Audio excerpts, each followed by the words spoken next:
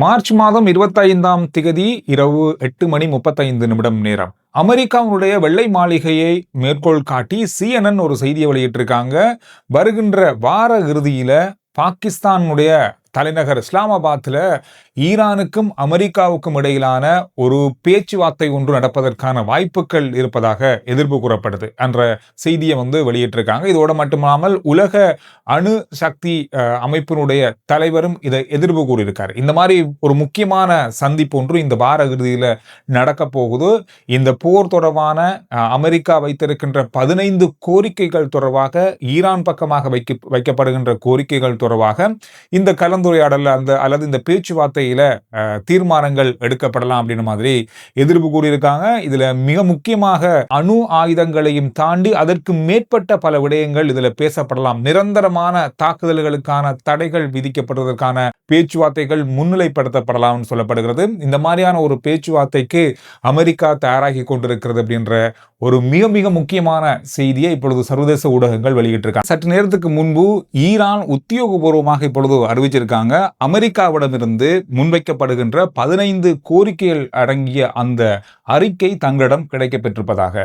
எனவே இந்த விடயத்துல இந்த 15 கோரிக்கைகள்ல நிறைய கிட்டத்தட்ட 90% ஏற்றுக்கொள்ள முடியாதவையாக இருக்கிறது அப்படின்றத குறிப்பிட்டிருக்காங்க. இதுல இன்னும் ஒரு முக்கியமான விஷயத்தையும் உத்தியோகபூர்வமா சொல்லியிருக்காங்க. அமெரிக்காவோடு எந்த விதமான மறைமுக பேச்சுவார்த்தைகளும் கடந்த பிப்ரவரி மாதம் 28ஆம் தேதியிலிருந்து இன்றைக்கு வரைக்கும் இல்லை. ஆனால் மற்ற நாடுகளோடு, அதாவது அவங்களோடு சமரசமாக பேசக்கூடிய அவங்கள 2 பேரையும் பேச்சுவார்த்தைக்குள்ள கொண்டு வரத்துக்கு முயற்சி செய்கிற நாடுகளோடு கருத்துக்கள் பரிமாறப்பட்டிருக்கதே ஒழிய நேரடியான பேச்சுவார்த்தைகள் எதுவும் இல்லை. இப்பொழுது 15 கோரிக்கைகள் அடங்கிய இந்த கடிதம் அல்லது இந்த பகுதி இப்பொழுது தங்களுக்கு கிடைக்கப்பெற்றிருப்பதாக உறுதி செஞ்சிருக்காங்க. அமெரிக்கா பக்கமாக இத முழு மூச்சாக இந்த பேச்சுவார்த்தைக்கான தயார்படுத்தல்கள் நடந்து கொண்டிருப்பதாக சொல்லப்படுது. இதுல 2 நாடுகள், துருக்கி மற்றும் பாகிஸ்தான் ஆகிய நாடுகள் ரெண்டுமே இந்த பேச்சுவார்த்தைக்கான ஆயத்தங்களை 2 நாடுகளோடும் பேசி இதை நடத்துவதற்கான ஏற்பாடுகளை செய்ய ஆரம்பித்திருக்காங்க. இஸ்லாமாபாத்தினுடைய நகரத்துல இந்த பேச்சுவார்த்தைகள் நடக்கும் அப்படின்னு சொல்லப்பட்டாலும்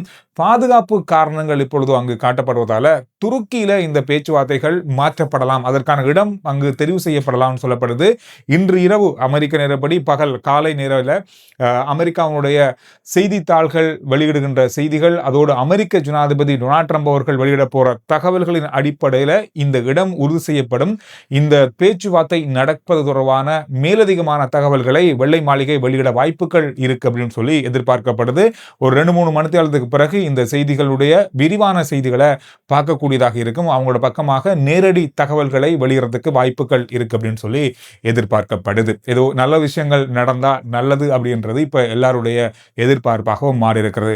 ஹோர்முஸ் கால்வாய் வழியாக இப்பொழுது கப்பல்கள் செல்ல கொஞ்சம் கொஞ்சமாக, அதாவது ஈரான் சொல்ற மாதிரி நட்பு நாடுகளுக்கு அனுமதி வழங்கி இருக்கிறோம்னு சொன்னாங்க தானே, அந்த அடிப்படையில் இப்பொழுது நட்பு நாடுகளுடைய கப்பல்கள் செல்ல அனுமதி வழங்கப்பட்டு கொண்டிருக்கிறது. இன்றைய நாள்ல சீன நிறுவனத்துக்கு சொந்தமான ஒரு கப்பல் செல்வதற்கான அனுமதி வழங்கப்பட்டு ஈரானுடைய கடல் எல்லைகளை தாண்டி இப்பொழுது அந்த கப்பல் சீனா நோக்கி பயணித்துக் கொண்டிருப்பதாக சொல்லப்பட்டிருக்கிறது. நேற்றைய நாள்ல 6 கப்பல்கள் பயணமாகி இருக்கிறது. அதுல 2 கப்பல் சீன நிறுவனத்துக்கு சொந்தமான கப்பல், அதுல 2 கப்பல் இந்தியாவுக்கு சொந்தமான கப்பல்கள் நேற்றைய நாள்ல பயணமாகி இருப்பதாக சொல்லப்பட்டிருக்கிறது. எனவே இந்த கப்பல்கள் எல்லாமே பரிசோதனை செய்யப்படுகிறது. அதாவது செய்மதி மூலமாக பரிசோதனை செய்யப்பட்டு தான் இந்த கப்பல் இந்த நாட்டுக்கு சொந்தமானது, இந்த பொருட்கள் தான் அதில் கொண்டு போகப்படுது அப்படின்றதெல்லாம் உறுதிப்படுத்தப்பட்ட பிறகுதான் இந்த கப்பல்கள் ஹோர்முஸ் கால்வாய் வழியாக செல்வதற்கு அனுமதி வழங்கப்பட்டிருப்பதாக சொல்லப்படுது. அது மட்டும் இல்லாமல் NDTV ஒரு செய்தியை வெளியிட்டிருந்தாங்க. இந்த கப்பல்களுக்கு கட்டணம் அறவிடப்படுவதாகவும் ஒரு சில தகவல்கள் மூலமாக செய்திகள் கிடைத்திருப்பதாக, கிட்டத்தட்ட $2 மில்லியன் வரை அறவிடப்படுவதாக சொல்லப்படுகிறது. இந்த கப்பல்களுக்கான கட்டணமாக, அதாவது இந்த கால்வாயை கடந்து செல்வதற்கான கட்டணமாக அறவிடுறாங்க அப்படின்னு மாதிரி சொல்லப்படுது. ஆனால் இந்த செய்தி வேறு எங்குமே உறுதிப்படுத்தப்படலை. ஆனாலும் இது தொடர்பான பலதரப்பட்ட விடயங்களை ஈரான் கடந்த நாட்களில் சொல்லி வராங்க. அதாவது எங்களுக்கு ஏற்பட்ட இழப்புகளை இந்த ஹோர்முஸ் கால்வாய் வழியாக செல்லுகின்ற கப்பல்கள் மூலமாக வரப்போற வருமானத்தை வச்சுக்கொண்டு தான் நாங்க எங்களை ஈடுகட்ட முடியும் அப்படின்ற மாதிரி முதல்ல சொல்லியிருந்தாங்க. அது கடந்து இந்த நடவடிக்கைகள் இப்பொழுது நடந்து கொண்டு வருதா அப்படின்ற மாதிரி பேசப்படுது. ஒரு நாள்ல 6 கப்பல்களுக்கும் குறைவாகத்தான் இப்பொழுது இந்த கால்வாய் வழியாக பயணிக்கிறது. இந்த கால்வாய் சரியான முறையில் எந்த வகையிலும் பிரச்சனை இல்லாமல் இருந்தால் கிட்டத்தட்ட 80 முதல் 100 கப்பல்கள் ஒரு நாளைக்கு பயணிக்கின்ற இடம் இது.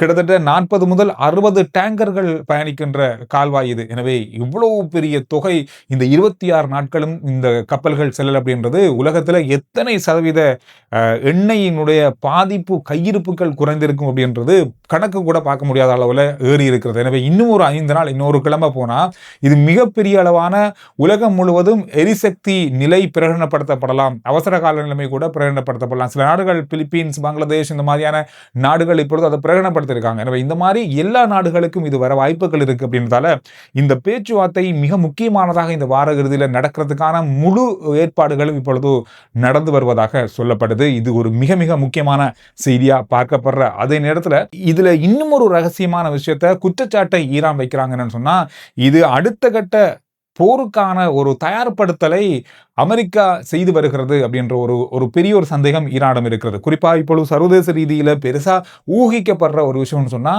ஈரானுடைய கார்க் தீவை கைப்பற்றுவதற்கான வாய்ப்பை அமெரிக்கா இப்பொழுது உருவாக்கி கொண்டிருக்கிறது. கிட்டத்தட்ட 5000க்கும் அதிகமான அமெரிக்க படைகளை அங்கு அனுப்புவதற்கு, தரை வழியாக தாக்குவதற்கான ஏற்பாடுகளை செய்து வருவதான ஒரு சந்தேகம் இப்பொழுது சர்வதேச ரீதியில் எழுந்திருக்கிறது. காரணம், இந்த கார்க் ஐலண்ட் அப்படின்றது தீவுன்றது ஈரானுடைய மிக முக்கியமான ஒரு இடம்.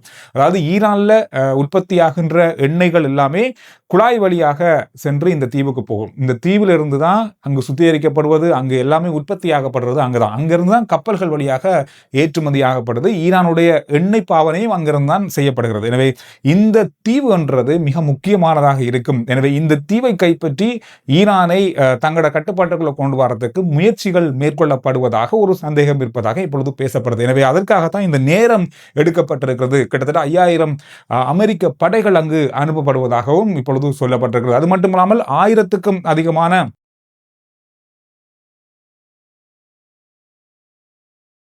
அமெரிக்க வீரர்கள் இப்பொழுது மத்திய கிழக்கு நாடுகளுக்கும் அனுப்புவதற்கான தயார்படுத்தலை அமெரிக்கா செய்து வருது அப்படின்ற மாதிரியும் செய்திகள் வெளியாகி இருக்கு. எனவே ஈரான் மீது அல்லது ஈரான் நாட்டுக்குள்ள போர் தொடுத்து அல்லது தரை வழியாக போரை ஆரம்பித்து எந்த நாட்டாலும், அமெரிக்காவால் அல்ல எந்த நாட்டாலும் வெல்ல முடியாதுன்றது எல்லாருக்குமே தெரியும். அந்த பெரிய பரப்பு கொண்டது ஈரான். ஈரான் சின்ன நாடு அப்படின்லாம் இல்லை, மிகப்பெரிய நாடு. எனவே தரை வழியாக எந்த ஒரு இராணுவத்தாலையும் ஈரானை கைப்பற்ற முடியாது அப்படின்றதால இந்த தீவை கைப்பற்றி ஹோர்முஸ் கால்வாயை கட்டுப்படுத்துறதுக்காக அமெரிக்கா ஒரு திட்டத்தை போடுறாங்களோ அப்படின்ற மாதிரி ஒரு சந்தேகம் இருக்கு. அது இந்த வார இறுதிக்குள்ள இந்த பேச்சுவார்த்தைகள் எல்லாம் நடக்குதா இல்லையா, இதுவா அதுவா அப்படின்றது தொடர்பாக இன்னும் ஒரு நாட்கள்ல முழுமையாக நாங்கள் தெரியக்கூடியதாக இருக்கும் அப்படின்னு சொல்லி எதிர்பார்க்கப்படுது. இதோட இன்றைய நாளில் ஒரு மிக முக்கியமான ஒரு நிகழ்வு நடந்திருக்கிறது. கிட்டத்தட்ட 2019ஆம் ஆண்டுக்கு பிறகு இந்தியா ஈரானிடமிருந்து இயற்கை எரிவாயு கப்பலை அதாவது இயற்கை எரிவாயுவை வாங்கியிருக்காங்க. ஒரு கப்பல் அங்கிருந்து இப்பொழுது புறப்பட்டிருப்பதாக சொல்லப்பட்டிருக்கிறது. 2019ஆம் ஆண்டு ஈரானிடமிருந்து எரிபொருட்கள் வாங்கக்கூடாது என்ற தடை அமெரிக்கா விதித்திருந்தது. அந்த அடிப்படையில் இந்தியா அதை நிறுத்தியிருந்தாங்க.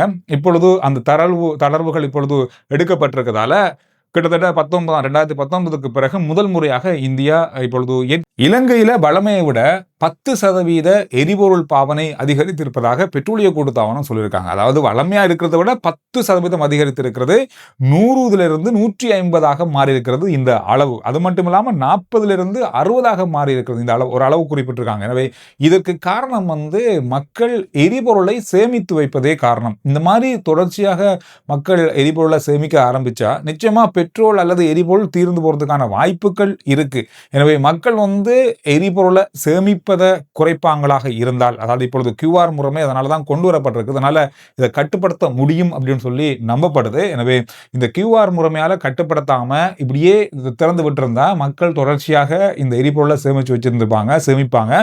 இதனால எரிபொருளை எந்த வகையிலும் கட்டுப்படுத்த முடியாது. எவ்வளவுதான் நாட்டுக்குள்ள கொண்டு வந்தாலும் மக்கள் சேமிச்சு வைக்க அது தீர்ந்துதான் போகக்கூடும். எனவே இந்த QR முறைமை கொண்டு வந்தது பிறகு இப்பொழுது ஒரு கிழமையில பெரிய அளவாக எரிபொருள் பாவனை கட்டுப்படுத்தப்பட்டிருப்பதாக நம்பப்படுது சொல்றாங்க. எனவே இது இன்னொரு 2 கிழமை போகும்போது முழுமையா ஒரு கட்டுப்பாட்டுக்குள்ள கொண்டு வர வாய்ப்பு இருக்கு. எனவே இந்த எரிபொருளை சிக்கனமாகவும் சரியான முறையிலும் பயன்படுத்தினால் நீண்ட காலத்துக்கு நாம எரிபொருள் தட்டுப்பாடு இல்லாம இயங்கலாம். அந்த அளவுக்கு இப்பொழுது எரிபொருள் வாங்குறதுக்கான ஆர்டர்கள் செய்யப்பட்டிருக்கு. ஒன்று முடிய இப்பொழுது நமக்கு என்னதான் விலை அதிகரித்தாலும் எரிபொருள் வரும்.